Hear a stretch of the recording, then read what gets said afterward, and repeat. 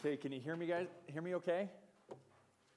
I have my little relatives around me app turned on if any of you guys want to go there and see if we are related. So the second cousin, that's the closest I've ever had and ever doing that experiment. So I wanted to share with you guys what I call the cycle of disruption. And Homey, to me, has been like the ideal company when it comes to disruption and seeing the backlash of an association and different people grouped together. Other competitors that are out there are actually grouping together. They're putting their differences aside, getting together and coming after us and going with lobby groups to try to shut us down. So it's been extremely interesting to be part of this. But I want to give just a quick background as well. This is a picture of my family. We just took this here a couple days ago. You can see my little 6-month-old being held there. Got a couple dogs, so our family is disruptive as well. And a little background on Entrada. So I'll give you guys a little bit more detail here as well. Entrada, what Entrada is we helped renters lease an apartment. We help them move into an apartment. We help them move out of an apartment. So the whole process there is very similar to Homey, except we're helping people move into homes. We grew the company to over $100 million in recurring revenue. We started right here at BYU. We won the BYU business plan competition. That was such a catapult for us. That really helped us grow and have success. But the cycle of disruption occurred as expected with this business as well. As we grew and had success, the biggest competitor that we had decided to sue us. And there's a phrase that's commonly known and commonly used is if you can't innovate, litigate. And that was exactly what was happening with us at Entrada. So as we continue to grow and take market share, the competitors tried to stifle our innovation and tried to stifle our growth. So very similar concepts here. So the cycle of disruption, I'll go through all 6 of these points. And I'll just kind of explain how it's worked for us and how it's worked for other companies, just to kind of get you thinking. And I'd love to open it up for a Q&A early ahead of us going up to the class upstairs. And also my wife Paige is here, so she'll help correct anything where I might misspeak, or she might even be able to answer some of your questions as well. So step 1, we'll just jump right into it. So newcomer builds a better mousetrap. And really the idea is to challenge everything. And some of these other slides, I don't know how many of you guys will be familiar with. I went to this company all the time. Does anybody know who this is? Blockbuster. So when new releases came out, I ran to the store only to find that they were already checked out. Super frustrating experience. Or you'd rent a movie and find out that it wasn't rewound. You'd have to put it in the VCR and then rewind it. There was so much painful experience that people saw a better way of improving this. And we can see, what eventually happened here. This next company, I think you guys can easily see from the name taken down, but books and music. We've seen Amazon go into so many different verticals. They started out with books, but I think of all the music stores like Sam Goody and all these places that I used to go to try to find the latest cassette tape, the latest single, to go get my latest Boys to Men single that they just came out with, only to find that it wasn't ready yet, or it was sold out. Again, a lot of pain that existed. Or if any of you guys remembered cassette tapes, the little tape would come out and you'd have to put your little pinky finger and rewind it, and try to get it straight again. So many different problems existed and pain points. So a lot of disrupting is just creating a better mousetrap, creating a better business, something that's better for the end consumer. Any of you guys know how these were sold? Door to door. This used to be a profession. People actually went door to door selling these. We now have access to more information contained in these books in our pockets on our smartphones. So just looking at all these different industries, it's really clear to see where disruption has happened and kind of where it's going. How many of you guys in this room have ever hailed a taxi the old way, not with the app? Okay, a few of you guys. I can't do that whistle, so it was extremely difficult for me. And a lot of times when I went to some of these bigger cities, raising my hand, taxis would go by, I didn't know where to stand. Again, the disruption that's come with Uber and Lyft has been pretty remarkable. Into real estate. How many of you guys are familiar with Modern Family? Any of you guys fans of Modern Family? A few of you guys. So this is a park bench from the episode. You can see not just another realtor, a man who cares. The funny part about one of these episodes is Phil Dunphy actually sat in this chair, and you can see he cut off some of the words, and I thought that was awesome. Not a real man. One of my favorite actors. He actually, lives here in Utah, supports Utah, is a great guy. What we've set out to do is disrupt the real estate industry, build a better mousetrap. And so one of the ways we've done it is we've just dialed into the pricing model. So looking at what the typical commissions are on a $300,000 home, what they've been for the last 50, 60 years, this 6% hasn't changed. Whether you sell a $200,000 home or a $2 million home, that percentage stays the same, and people just make a lot more money for doing about the same amount of work. So that 6% is 18 grand, and it's split two ways. And some of the problems that we saw in creating a better mousetrap is the seller agent actually doesn't sell your home. They list it online, and they put a lockbox on your door. It's the buyer agent that brings the buyer through your home that sells the home to their buyer. It's just a really unique, kind of messed up industry. You aren't having somebody actually sell your home when you hire your seller agent. They list it for you. And within the industry, they're called the listing agent. And that's not necessarily common amongst the general population, because we only buy and sell homes every few years. So they end up splitting that 6% commission that they get contracted for, and they pay 3% to the buyer agent. The other thing that's really confusing for all of us as buyers is we think it's free to hire a buyer agent. It doesn't cost us anything.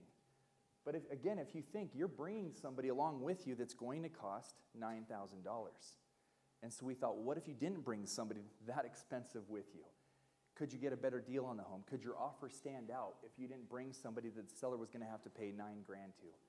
So those were a couple things that we looked at. The other thing that we found is with all of the agents, there's 19,000 agents just here in Utah. And so disrupting agents is a lot different than disrupting taxi cab drivers. How many of you guys know of a taxi cab driver that was disrupted by Uber? A few of you. I never knew any taxi cab drivers. How many of you guys know a realtor? This is really kind of the difference. There are 19,000 here in Utah. There's only about 55,000 transactions that happen a year, meaning agents do less than 3 deals each a year. So the majority of the transactions that are done are actually done by part-time agents, and you get somebody who went to school for 3 weeks to have that profession. 3 weeks that only does about 3 deals a year. So we also saw a better mousetrap of getting somebody who has a lot more experience and practice buying and selling homes over a year's period.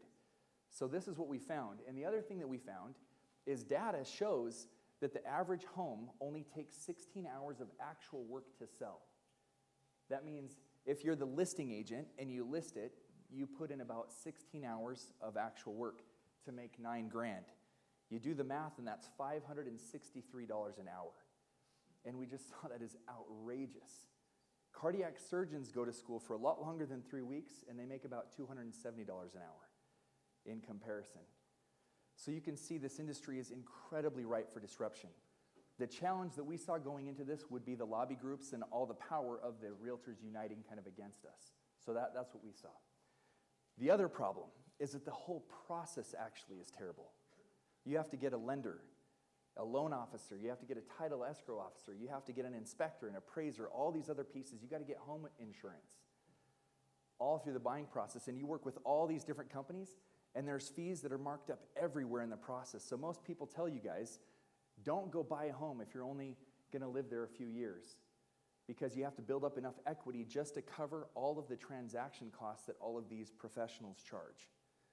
So what we're trying to do is almost eliminate those fees, so instead of renting and being locked into a 12-month agreement, you can buy a home, and then after a few months turn around and sell it. And in a hot market like it's been for the last several years, you can make money instead of being locked into an agreement and paying more in rent per month than what you'd be paying in your mortgage per month.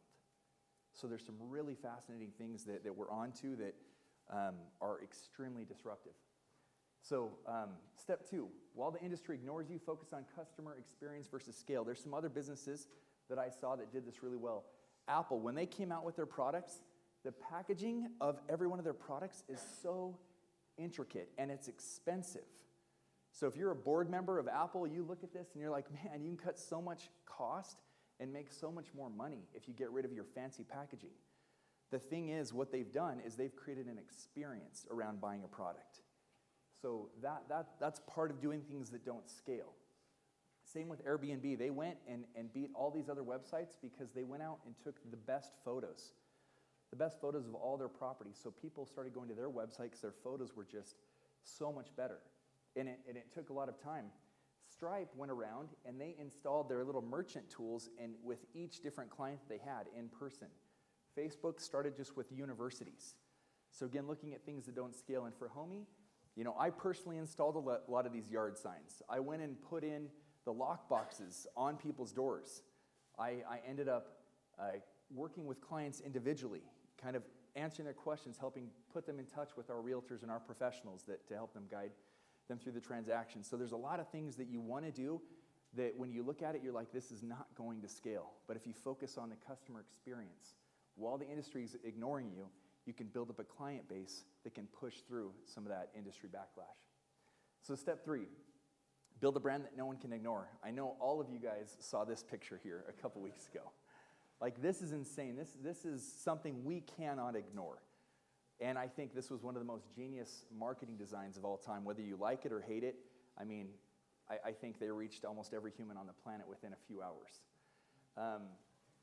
Carvana, I don't know if you guys know Carvana, but they sell cars, and they have this little matchbox-looking set. I drove by one of their dealerships in Phoenix off the highway and saw it glowing there and thought, this is incredible. You cannot ignore it. There's other companies. Anybody recognize what this is? Lyft. So Lyft, when they started out, they put these little mustaches on their cars, and it was hard to ignore. You saw them going around. Now, after time, they got a little bit dirty, full of bugs and whatnot. Probably wasn't great for marketing. But initially, this was a great way to stand out, to see, like, what is that? Why is there this pink mustache on a car? So at Homey, we've tried to do the same thing. A lot of you guys have said, I saw their billboards. So, we've tried to do these 3 in a row. There's been so many studies saying individual billboards, you just forget as you drive by 80 miles an hour. But with 3 in a row and messages that all coincide, it ends up being a lot more sticky. So this one was, don't sell your home alone. Kevin saved $10,000 in commission, and keep the equity, you filthy animal, if any of you guys are familiar with Home Alone. So we've had a lot of fun with the messaging and the consistent messages that span across multiple billboards, so you pay attention as you drive, or if you only catch the last 2, or the last one the next time you drive, you try to read all 3. Beyond that, we've done some fun things as well. We're a sponsor of the Utah Jazz. We have our blimp that goes around, and we are dropping commissions, real estate commissions. We're dropping them $1 at a time. So that's part of our creative marketing effort with our Homey blimps that have gone around, just dropping money at random parks within the stadiums. We've done this in Arizona as well. And one other thing we did in Arizona that was really creative that we stood out with quite a bit is we ran for Senate as a company. And legally, you can't run for Senate. So we tried to get on the ballot. They said, no company can be on the ballot. But we decided to go ahead and campaign like we were on the ballot. So we put up 500 of these signs throughout the city of Phoenix. And it was vote for Homey, homeyforsenate.com. And our campaign, our color's teal, so we were the teal party. A lot of other fun puns. We were the most fiscal conservative in the race. We guaranteed to save over $1 billion in real estate taxes if you voted for us. So it was a ton of fun. We got so much publicity from it. And things like this have helped us to kind of become more memorable and top of mind when people go to buy and sell a home. Again, in comparison to a lot of the stodgy, old, traditional brands that you've seen in the real estate space. So step 4, as you get bullied, use opposition in your favor. This is absolutely natural. I mentioned this with Entrada. We had competitors wanting to sue us or just trying to slow us down and tie us up legally or tie us up financially. If you look at some of the other companies out there that I mentioned, Tesla, for example, I'm not quite sure what Tesla's goal was. I question this a little bit. You guys, I'm sure, might have your own opinion, but they were trying to create a dealership here in Utah and other states, and they got a lot of pushback. Well, when they finally got approval of getting a dealership, they just switched to online sales. And my thought was, man, if these guys did this on purpose and just wanted to stir up the media against the government just to promote their business and brand, that's a pretty smart way about going about business. And when we started Homey, I had one investor say, go get sued. That's what I want you to do. Just go get sued right away. And let all the consumers know that you're getting sued by these old traditional realtors that are wanting to keep their commission in place. And this same thing could have applied here with Tesla. So one thing that happened to us is our competitors put up billboards against us right next to our billboards. I don't know if many of you guys saw these, but Berkshire Hathaway, one of Warren Buffett's companies, they said, hire a professional, not your homie. So they had billboards up and down I-15 here against us. They also put up another one here that said, your homie doesn't know how much your home is worth. We do. And really, this is marketing 101 of what not to do, especially with a smaller company in comparison to Berkshire Hathaway. But the crazy thing is some of these claims as well, like thinking of hiring a professional versus a homie agent actually sells 12 to 13 homes a month. A traditional agent sells on average 3 homes a year. That's 150 homes a year versus 3 homes a year. And when they sell 3 homes a year, it might be a townhome, it might be a $600,000 home, and a $300,000 home. And it might be one in Orem, one in South Jordan, one in Draper. They don't have expertise necessarily or the experience. That's where we're thinking professional. That's what we're creating. We're creating a professional experience that's consistent. And then on the pricing, we get the same data from the MLS where you look at comps. And we have companies that we partner with on AI and look at all of the housing stock to see where your home might be priced. And we leave it up to our clients in the end once we give them the guidance of what you think your home should be priced at. And the market's always a great indicator and will tell you if you're overpriced, you just won't get any tours. So anyhow, some of these messages we just thought were crazy, but they were very beneficial for us in terms of marketing. Of course, as soon as these billboards came out, we went straight to the media and went to Channel 2, and they called it the Billboard Wars, and we were on TV, and we made a big fuss about it and got so much publicity from it. Really great things for us as a smaller company. Again, if you're building your business, this is the cycle that you can follow. When we did this campaign, there were articles about us. Homey signs irk Metro Phoenix real estate agents. Of course, agents aren't going to like us. This sign, if this article was Uber and taxis, it would be taxi drivers don't like Uber's campaign. Of course they don't.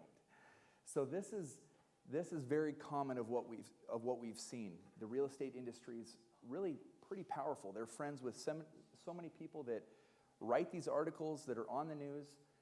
But this campaign in particular, because there was backlash, I was on 14 different TV stations and radio stations in the city of Phoenix. Was on MSNBC, the national news, for 2 minutes straight. We had a great, so many great plugs. And a lot of these reporters are trying to be unbiased. And one of the questions they'd ask is, well, realtors are telling us that you're confusing consumers on who to vote for. And the easy response was, well, if your residents are going to vote for a guy named Homey, there's something worse going on with your state here in Arizona. So, and they were like, yeah, of course, we have smart residents. But, it was really interesting to kind of live through this and see these experiences happen. So step 5, as the industry adapts, wow the customer. And if you look at a lot of the existing companies that are being disrupted, and I think Walmart's a great example. Let me see.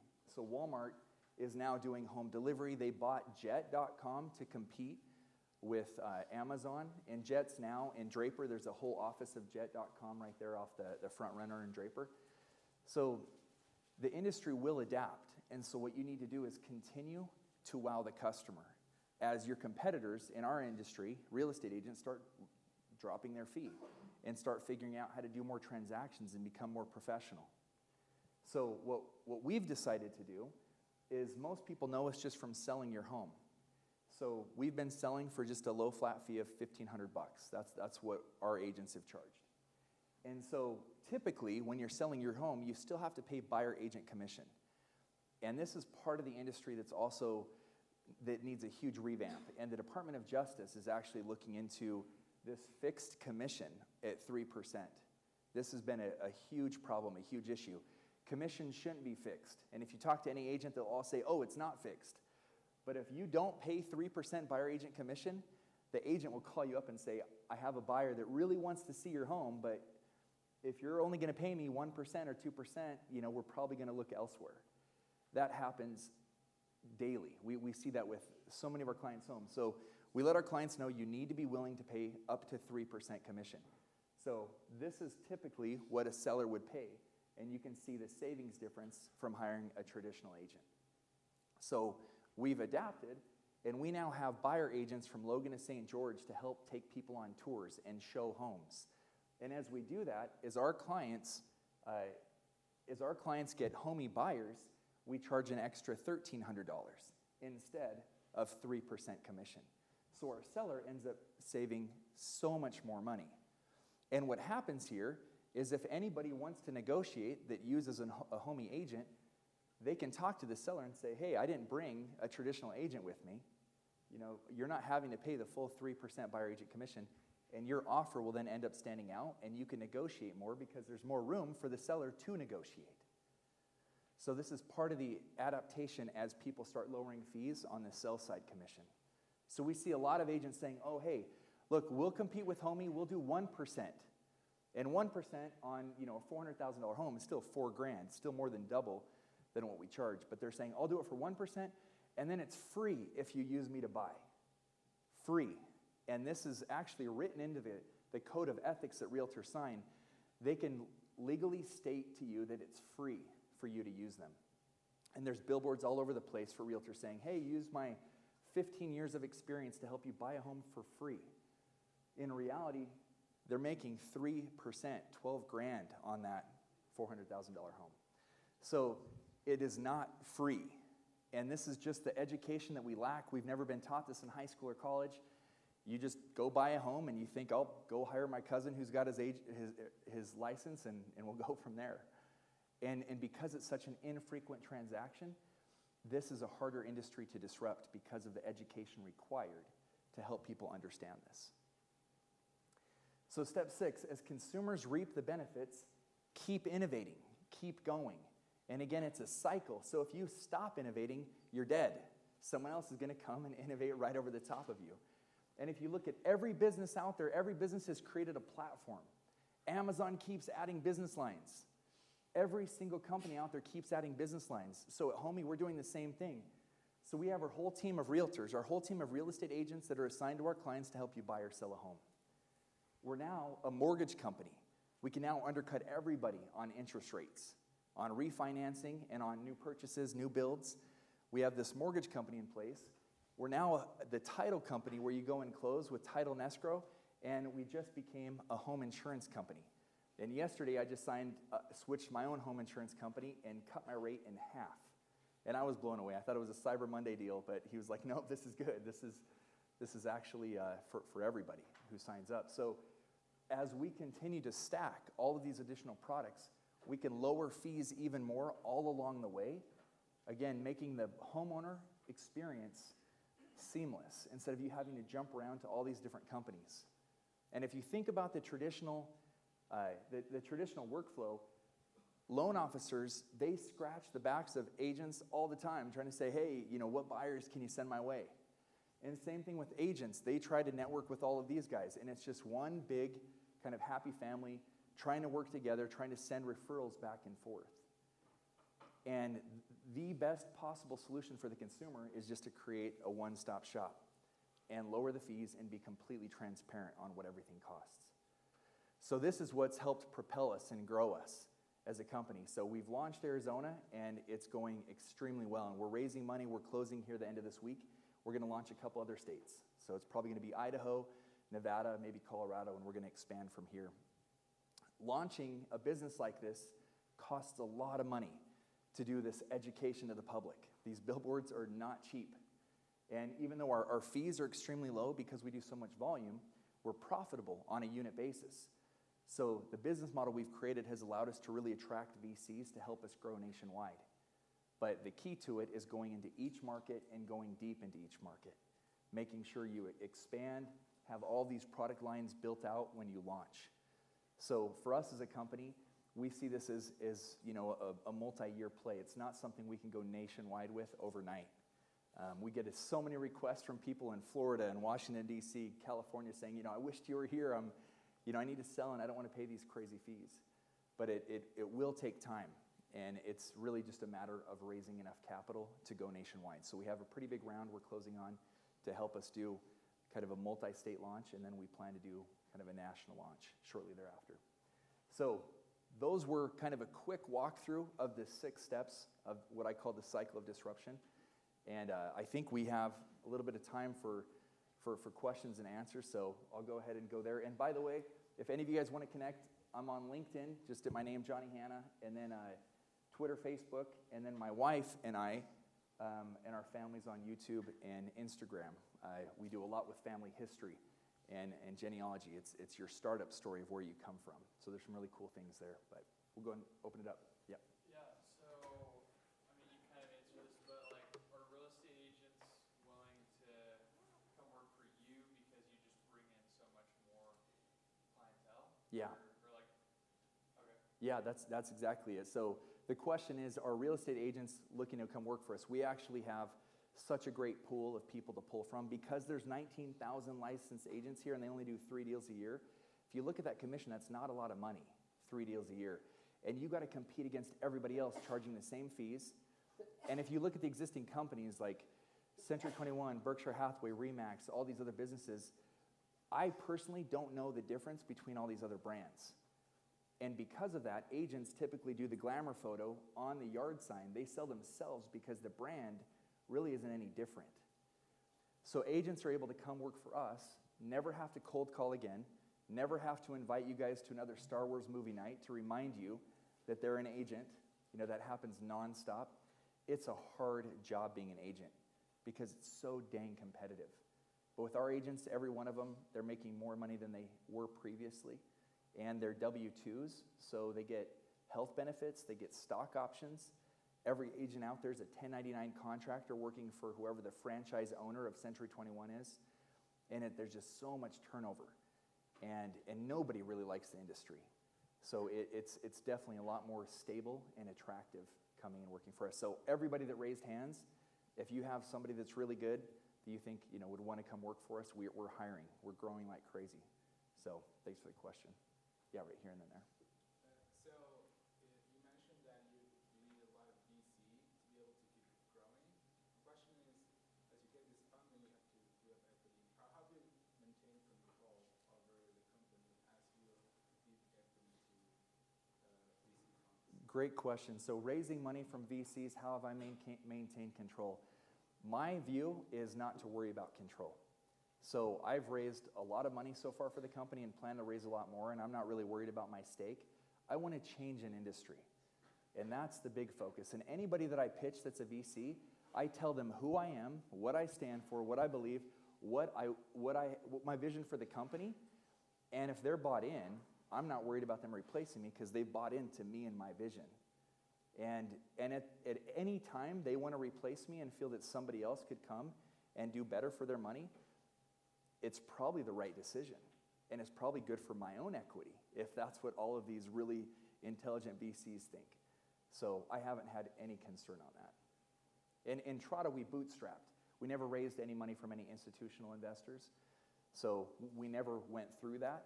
And I always had that in the back of my mind, like if we done that, like would they have changed the business or done things differently?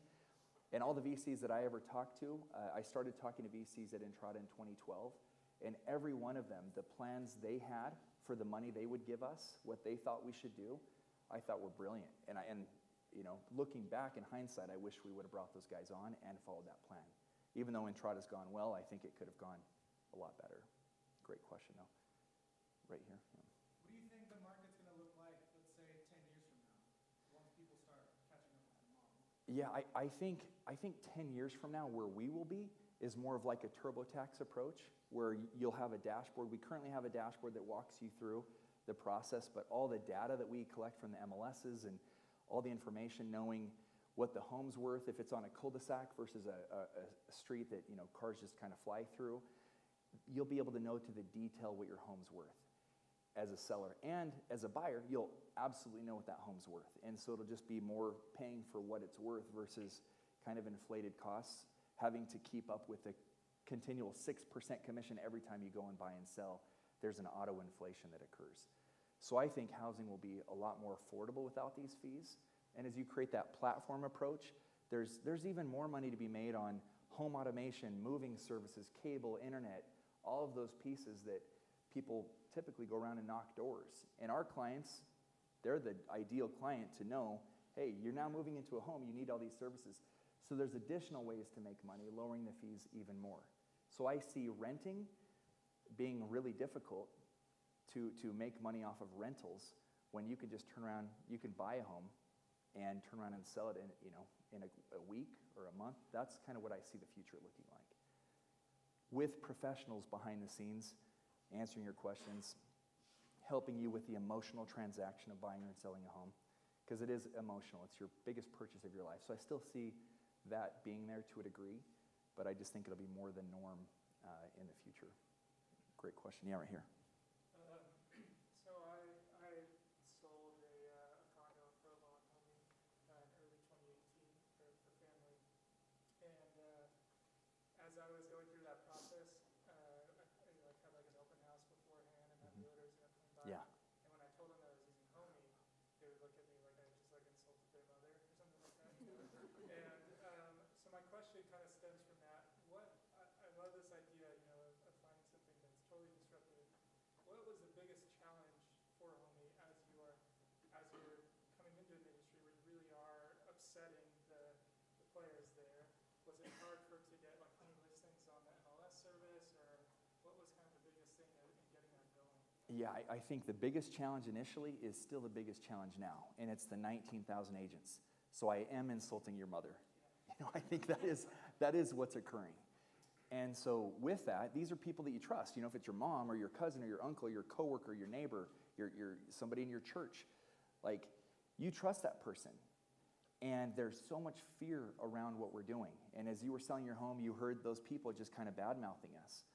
And what's crazy is that we're releasing a study here shortly on our data. We've actually been selling homes faster and for more money. Those two things don't really make sense, but I can explain a little bit more of that. But there's fear. There's so much fear. And so agents that you're related to will say, oh, well, your home's going to sit on the market forever. Or, you're an idiot for using home. You should hire a professional. You hear these things, and I think we'd be so much bigger. And the crazy thing is, there's 19,000 agents that work for about 330 different brokerages, and a lot of them have combined to work against us. The past president of the association was just caught on video here a couple months ago training all the new agents how to take down homie. What he didn't know was our own agents were in the audience. He was training our own agents to be anti-homie. And it's our association that we pay dues to. We're a member of that association. The current president-elect also is just out there bad-mouthing us. So we have our own associations coming after us. And those, and these people, I know they're good people. I just know they're having massive fear around what we're doing because it's a huge change, and we're having success doing it. So I don't see any of that slowing down anytime soon. Do you think a lot of these companies will start to mimic you guys eventually, or companies like Homie? Absolutely. I think to survive, you have to copy it.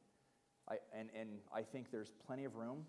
I look at this as, with a growth mindset, industry is so crazy massive.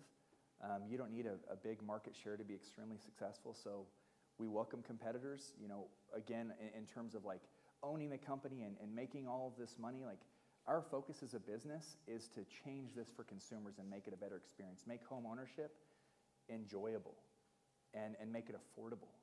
And I think, owning a home is a great thing to have. So there's other competitors, they could help take some of our billboard cost from us, and educate the market with us. So yeah, I definitely see that kind of to the question of how I see it happening 10 years from now. I think it'll just become more of the norm. There are a few companies that are disruptors in this space. One's called Open Door, another one's called OfferPad. Zillow and Redfin are getting into this, but it's called iBuying.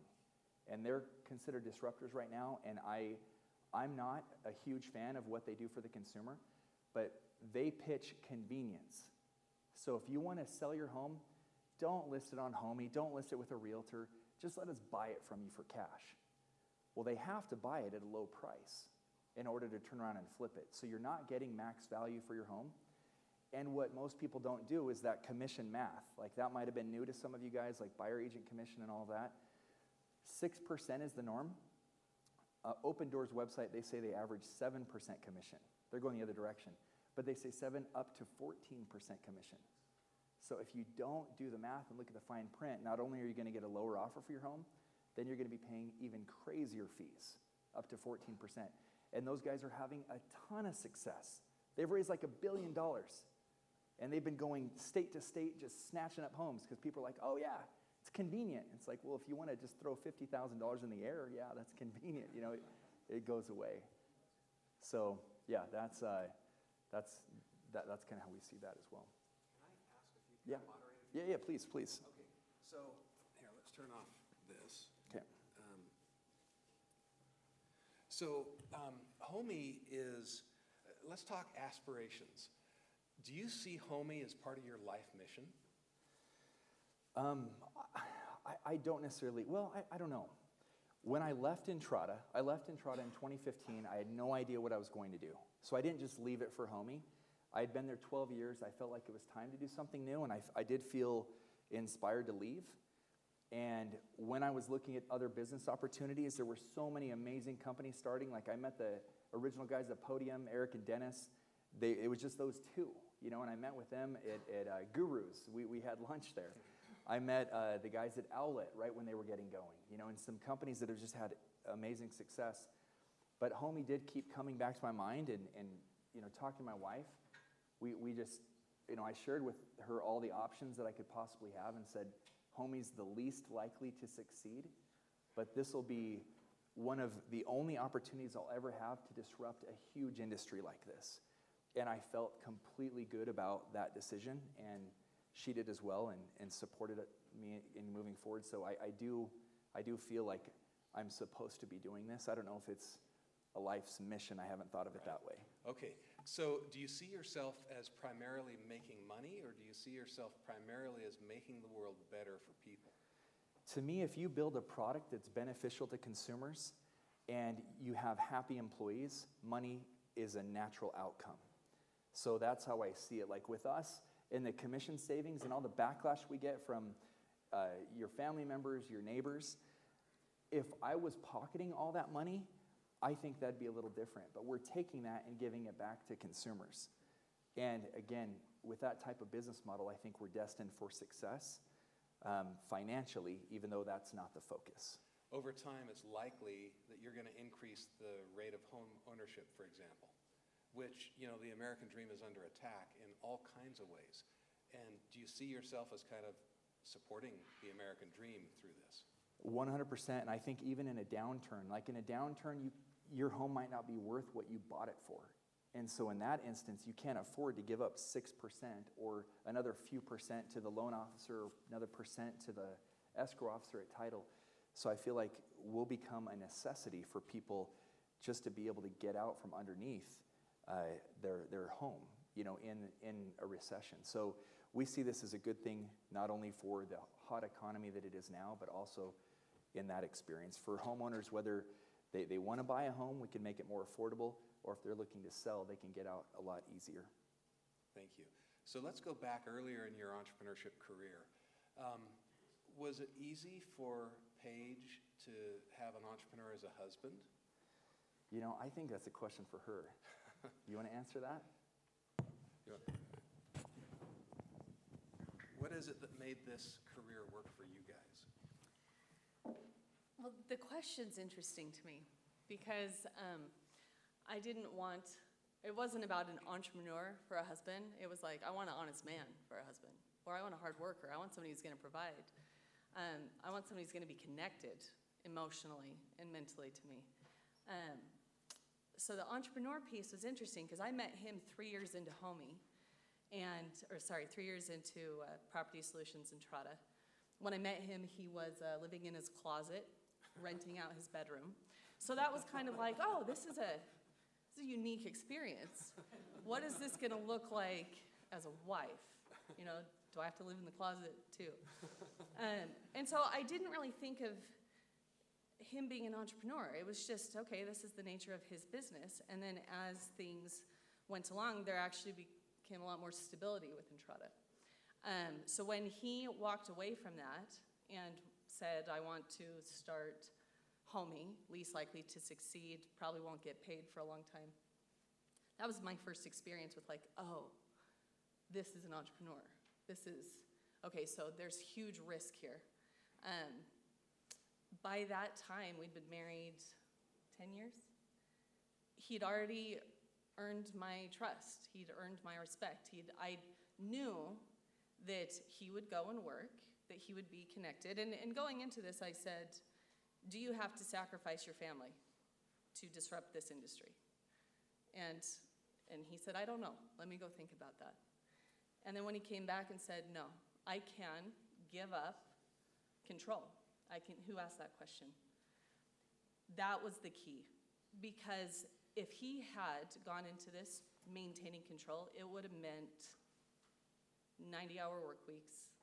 It would have meant Homey over all those kids, even the dogs.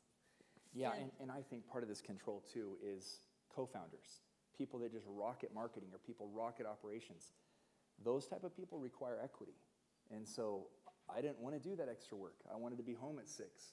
I can give up equity to these rock star people and then have a killer team that gives us more opportunity to have success as a company and actually move forward.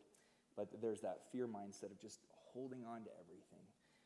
With that in mind too, we could maintain success in our relationship and in our family. So the challenge with being married to an entrepreneur came after I already trusted him. And so it really didn't feel like that big of a leap. He felt inspired. I felt at peace with his decision, and then we went from there. Awesome. Thank you. Okay, so let's talk a little bit more about values. What do you do on weekends? This last weekend, we put up a lot of Christmas trees. We have 7 kids, and my wife thought it was a good idea for each kid to have their own Christmas tree.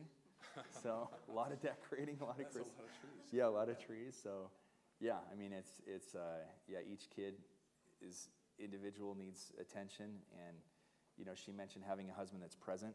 That's still difficult for me because of this thing. I still have an addiction to it. So trying to focus and spend time away from work, knowing that I have multiple full-time jobs. I'm not just at Homey, but I'm a full-time husband. I'm a full-time dad.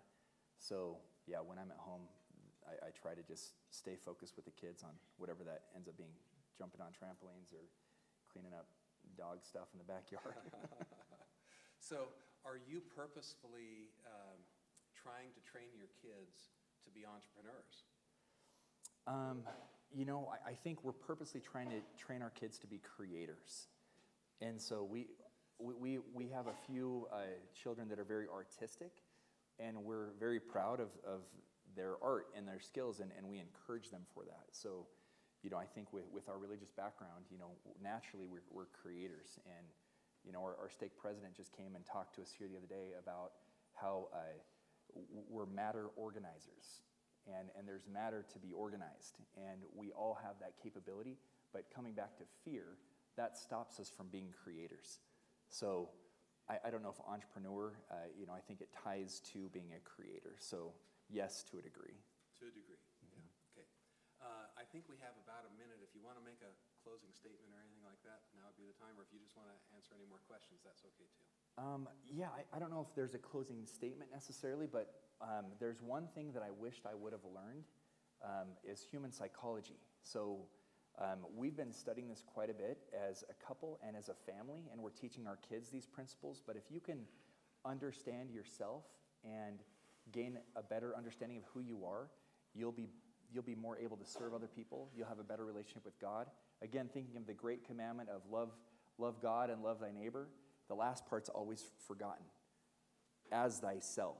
So if you're not figuring out yourself and loving yourself, you can't love God. You can't love your neighbor.